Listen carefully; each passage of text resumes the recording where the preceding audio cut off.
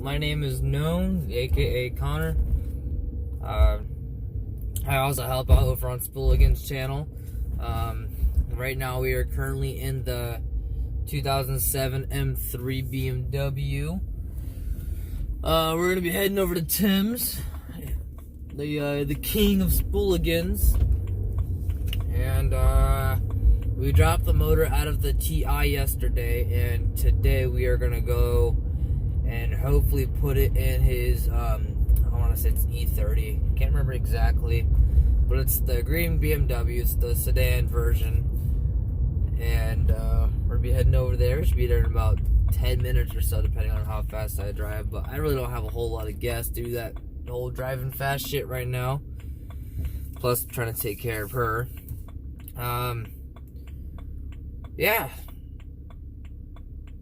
I really don't know on how to take this off with, but yeah, I guess, after a little bit I'll start talking about myself or something here and go from there. I mean, I've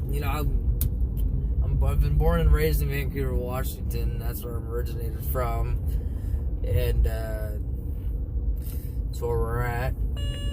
Over here, gaslight came on. Great stuff right there. So, let's put it at this. Okay, I got into cars when my dad was always working in the garage on his S10 Blazer. He had it on a stock height with 35s cut fenders, and I always was just in the garage with him. As far as I can remember, most memories I have of my dad being young was in the garage with him. Just helping him hand tools like every other son would do at a young age. I think I can remember I was like 3 or 2 years old doing that, and that's where I could find my dad. If my dad wasn't anywhere, he was in the garage, for sure. Kind of took off from there. Believe it or not, I learned my brands of vehicles through Need for Speed Underground and Underground 2 and so forth. That's how I learned my brands of vehicles. So anybody that wants to say that you can't learn anything from a video game as far as that respect, you can. I did. I got to the point where I could look at a car and be like, that's a Toyota Celica GT, the 90s, the 91 model, the 92 model, or whatever. I just learned off of that. And then once Forza Horizon came out, it really expanded my knowledge on far as more cars, I could say. But again, I always kind of fell in love with cars, stuck to them, and kept at them, per se, I guess. My first vehicle that I ever owned myself was a 1998 Ford Ranger crew cab, lifted about 5 inches on Mickey Thompson 35s. It had a lot of problems. It had a vacuum leak. The pumps were bad in it. No brakes. Steering column was all fucked. Just a bunch of bad problems, really. And so I gave it to my great-grandpa. My great-grandpa, I traded it to my great-grandpa for a 1999 Saturn SL1, which, if you don't know, the SL1 is just single head cam, so it's just a single cylinder, or not cylinder, it's just a single head. And the SL2 is a dual cam. So yeah, I just had a little single cam. Yeah. So I traded that, I got my Saturn. I blew that one's transmission up. My mom had an old one that she just had laying around. I got that from her, and I blew that one's motor up. And I was working at Staples when I blew that one's motor up, and Staples is over in Gresham, and that's a few miles away. It's over the bridge, 15-20 minute drive. I actually work past it now. At FedEx, that's where I work now. I ended up picking up a 99 Subaru Legacy wagon, and that was stolen from me at the Walmart over on Main Street. And I ended up moving up to Sandpoint, Idaho with my dad. And then after that, I was driving a 1988 Chevy Silverado 2500 called Papa. Okay, so I had Papa now. I had Papa for at least a year and a half. If you really ask me, the way I look at it, you know, my family has had Papa for about 11, 12 years. And sadly, she had to go. I wish I never would have got rid of her. I loved her. She was a Sheba. Her name was Papa. I don't know. So yeah, we got rid of Papa, picked up a 05 Dodge Ram. Mind you, I didn't get my license until I was 17 years old. And so when you're 17 years old, I went through a lot of vehicles from 17, and I'm only 20 now. So from 17 to 20 years old, I've had the course of almost 10 vehicles. Actually, probably about 10 vehicles. So let's go back. Let's take a step back real quick. Back to Papa, right? So when I first moved up there, I was driving Papa around, and I get a call, and I've only been up there for about 2 weeks. I get a call, and they're like, "Is this so and so? You know, is this Connor Smith? Da da da da." Yeah, this is him. All right, well, this is Officer da da da da from the Sheriff's Department. Do you own a 1999 Subaru Legacy wagon? I'm like, I do, correct. And so, they are like, all right, well, we found it, but we want to make sure it's yours and not somebody else, because we already had 14 other Subarus stolen that same night. So they didn't ask me what the VIN was, but they're like, did it have this dent? Did it have this blown out tire? And I'm like, yes, it was quite a piece of shit, yada, yada, yada. And they're like, well, okay. Just for reasons, again, for how many people have had lost their Subarus and their Subarus were stolen, do you have any chance you can get your do you have your paperwork with you? I was like, no, but I do have my insurance card, and there's also an insurance card in the glove box. He's like, awesome. So they gave me a call back once he got over there on his personal cell phone, or his dispatch cell phone. And he was like, okay, yep, all right. And I'm like, so what's the deal here? When do I have to come get it? Because I'm currently up in Sandpoint, Idaho. I'm 8 hours away. The next time I can come get it is maybe a week from now. And so he's like, okay, yeah, you can. But we talked to the apartment lady.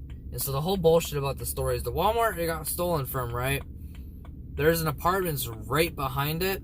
And that's where the person took it to. He took it to the Walmart directly, not even a block away from where the Walmart is. Like, literally the backside of Walmart, over the street, there's the apartment complex. There's nothing much more to it. And they just wanted to fucking shove a hotkey in it, dick me over, and pop it out right there. So, yeah.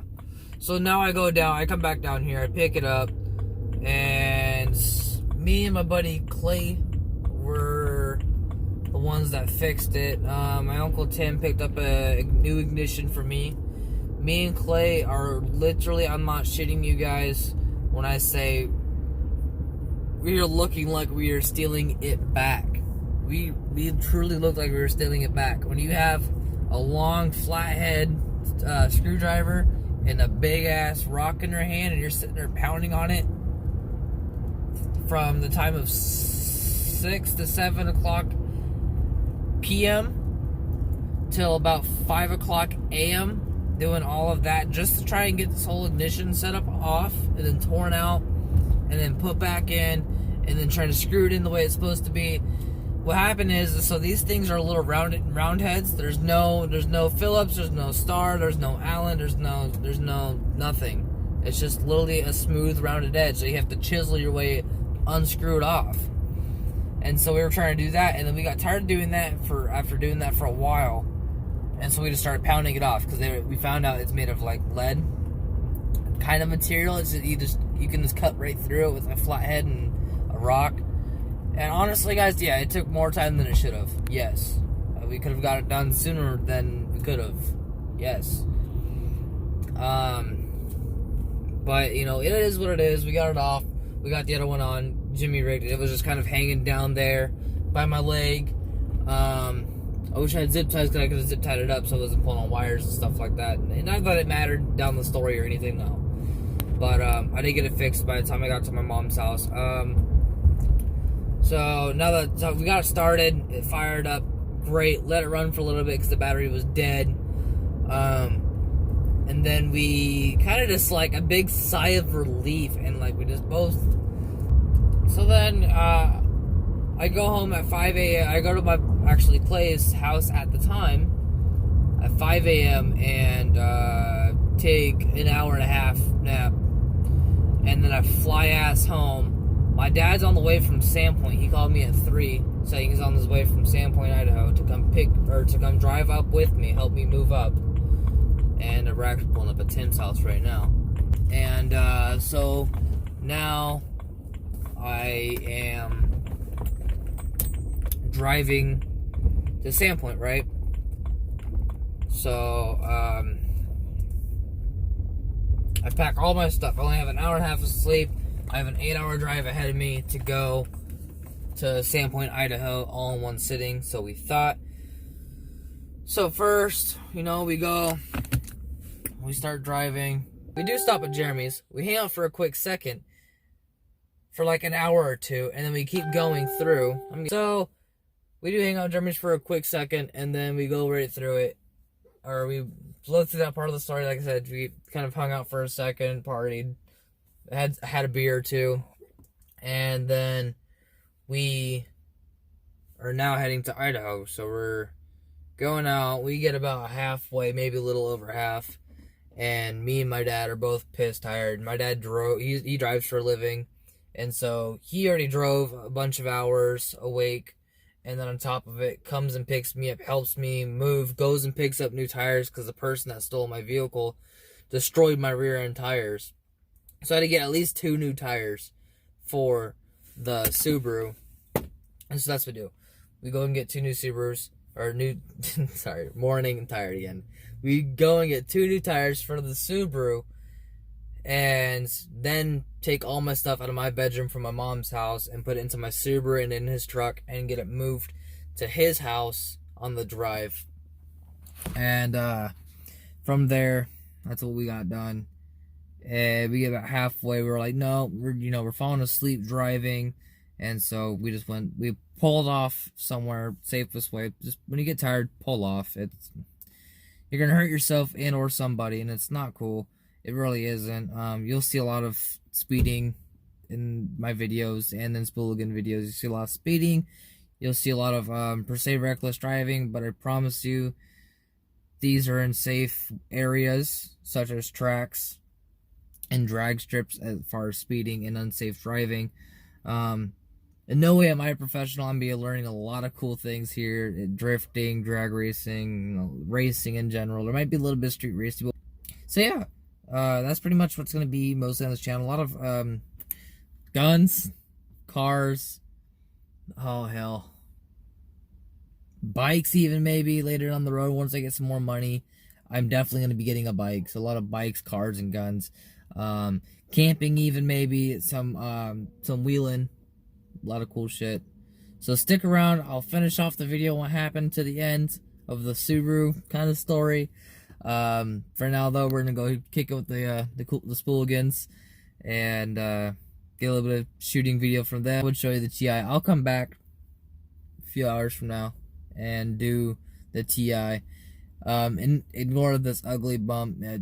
Another story for later on. Yeah, I'll also be, maybe in a little bit of stories more about me. Like I'm just a small kid from Vancouver. My family was by far from wealthy.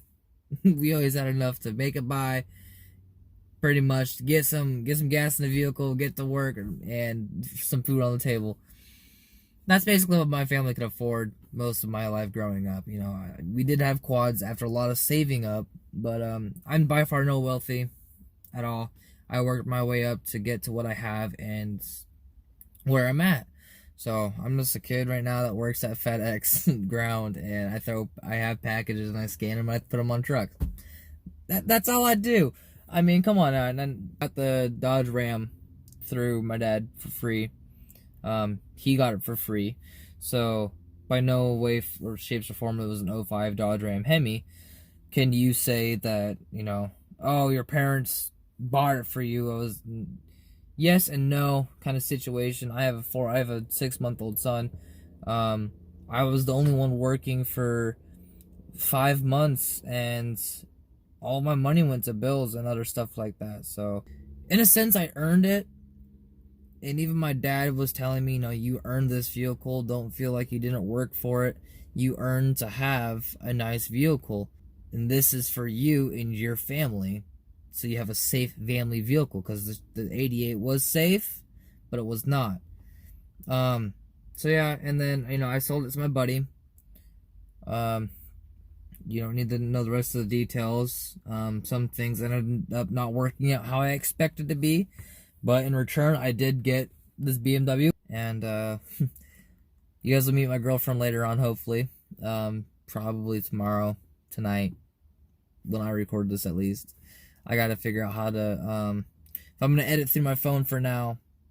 If I do, then I apologize for on how it's gonna look and everything else. If videos are kind of more or less long, then they are wide, like, oh shit, like so. I gotta figure it out here. If they're more like this, sorry, then they are this. It's on a phone for right now, guys. I'm sorry. Let me get in the habits of doing it, and it'll get better. So, for now, guys, I'm gonna let you go. Stay safe, drive safe. When you're out on the shooting range, make sure you're safe as well, shooting safe. We'll get back to you guys in a little bit.